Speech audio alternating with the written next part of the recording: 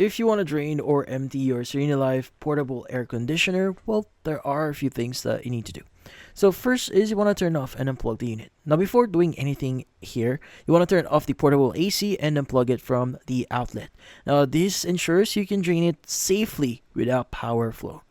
Now, next is you want to basically roll or carry the unit to a level surface near a floor drain here, or a sink, or maybe somewhere where the water can safely escape. Having a shallow tray or bucket underneath is also helpful.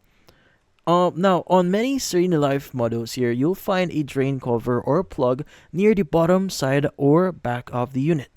For example, the one or the model for SLPAC10, what you need to do is you want to go and just basically unscrew the water cover and pull out the water plug to basically drain. But to be speaking, you should see like a black plug at the back bottom, and that's where the water should escape.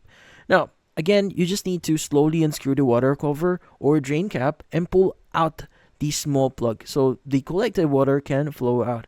Make sure the container underneath is ready to catch the water. Now, you want to keep the plug open until no more water flows here. This ensures internal reservoir is fully emptied. Now, if the unit prints FL on display here, it usually means the tank is full and needs draining.